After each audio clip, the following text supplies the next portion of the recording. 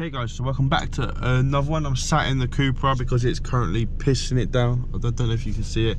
Every time I do a video with this car, it seems to rain.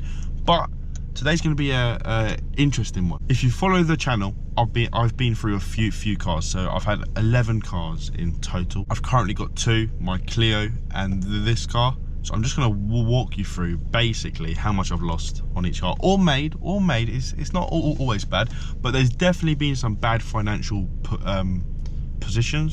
decisions. What my problem is cars have always been my passion, like my thing. All the businesses I've had have been to do with cars, everything. So I often buy them with my heart.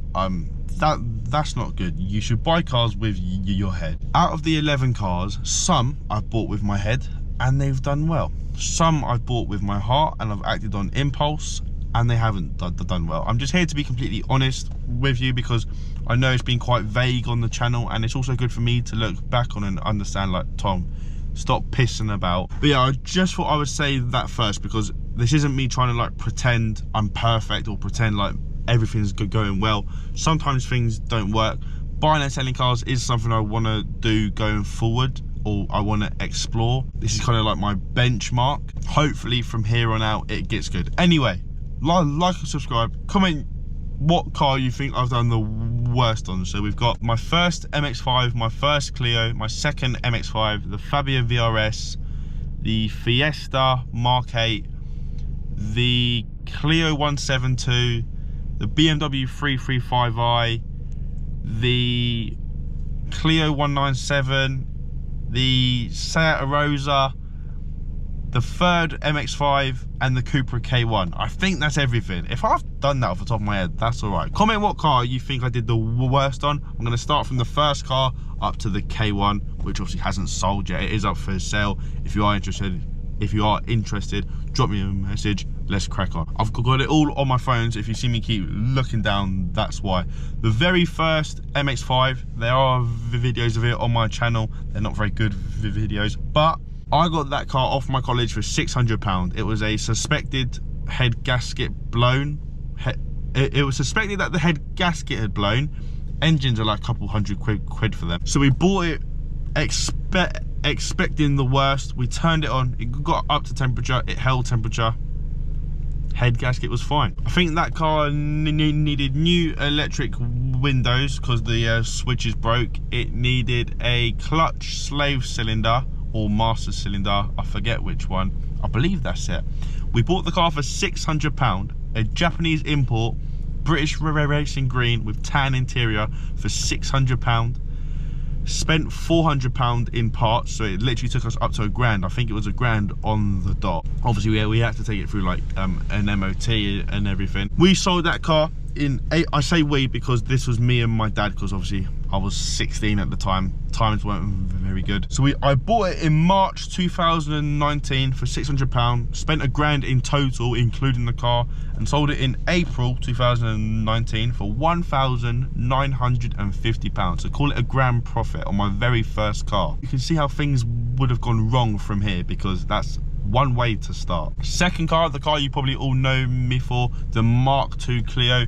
I bought this car in May 2019 as my technically first car. We bought it for £900. I don't even know how much I spent on mods, but it was thousands. I spent thousands on mods on that car, and I sold it in February 2022 for £900. So that just goes to show you don't make your money back on mods. Car number 3 was probably one even people who watch my channel won't know. It was the MX-5, the second one. It was the exact same spec as the first one, but it had one owner since it was imported. I want it. Bought it in September 2021 for £2,500. This is when I first started to get like a job and stuff, and I just spent it all on a car. I put on LED reverse lights on that car, which I actually did a sponsorship on, so I think I got them half price. Drove it for 10 days, parked it up for almost 6 months, and then I sold it in February 2022 for £2,800. So far I'm up, I've done all right. Car number 4, the Fabia VRS.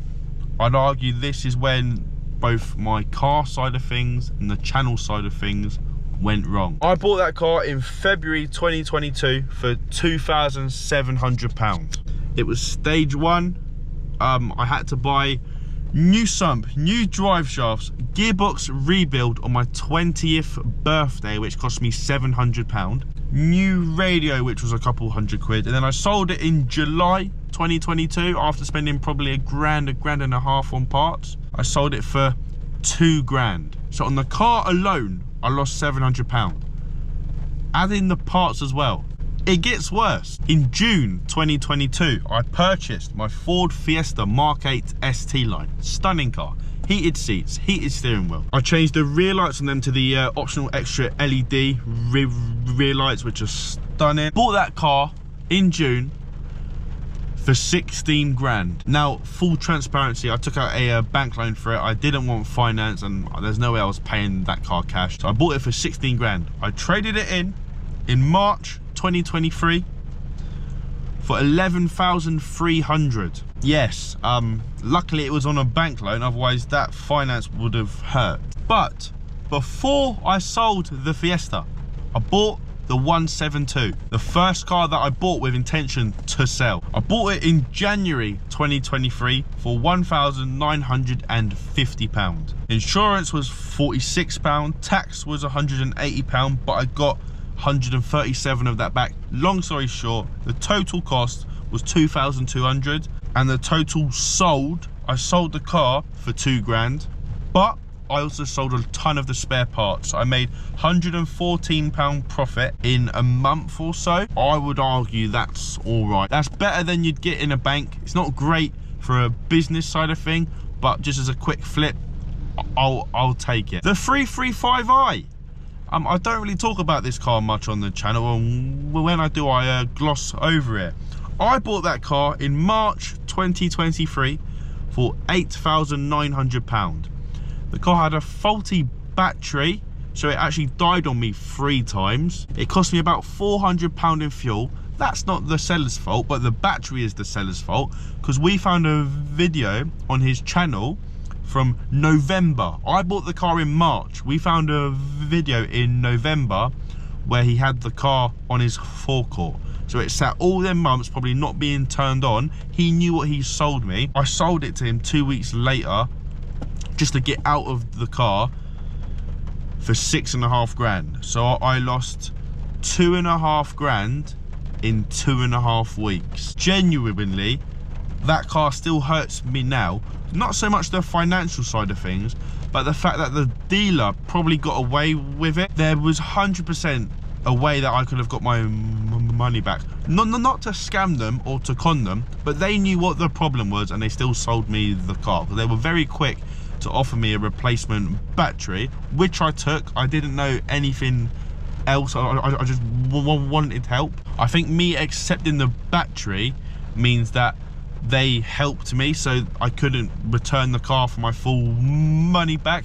I might do a video on that car specifically, because me being in that situation, it hurt. Like, losing that much in that amount of time hurt. So I wouldn't want that to happen to anyone else. I might even call out the dealership. So if you're watching this, yeah, I'm coming for you. No, I'm joking. After the 335i, I got the 197, my current car. I'm not selling that, so it doesn't matter, but I did pick it up for 3,850. I thought I paid less than that. If I was to ever sell the car, I think I'm making a loss. You can see the difference here. The cars I either buy on impulse or with my heart, and the cars I buy with my head. And it is genuinely, it is night and day. There's no cars that cross over. Oh, I bought it with my head, but I still made a loss. Every car I've bought with my heart has made a loss. Every car I bought with my head has done me well. We then got the Seat Arosa. Some of you may have seen the videos. I don't believe I got that car. I bought that in June 2023 for £850. With the travel and insurance and the tax and everything, it cost me £1,100. A couple weeks later, I sold that car for £750. Another loss, another loss. That same week, I bought a Mazda MX-5. category S, which I didn't know. It's all going wrong. I bought that for £900. Total cost after insurance and MOT and everything was £1,060. I sold that car for £1,300. So I only made like a £10 loss on the Arosa once we account for it. It is looking up.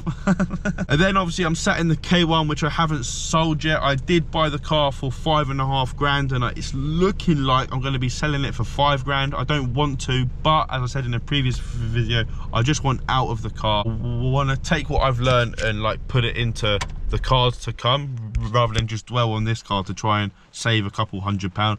I'm making a loss on this car. It's not what my intention was, but I think I'm getting there, you know, like after I've just said all this out loud, it doesn't sound like I'm getting anywhere, but I can assure you I'm learning. I'm getting there. Like no one's shown me the ropes. Like, this is all self-taught, clearly. I'd rather do it and make a mistake than not do it and wish I knew what happened. But no, jokes aside, if it carries on the way it has been, it's not sustainable. But I don't intend to have it carrying on the way it has been. So I will be documenting the whole process of me possibly becoming a motor trader on the channel. So stay tuned. I'm prepared for the comments to absolutely rip me. Like I've done it to myself, but if you know me, I like to just be open and honest. Hopefully you've enjoyed. If you have, leave a like and subscribe. Comment your thoughts, any suggestions, any improvements, and hopefully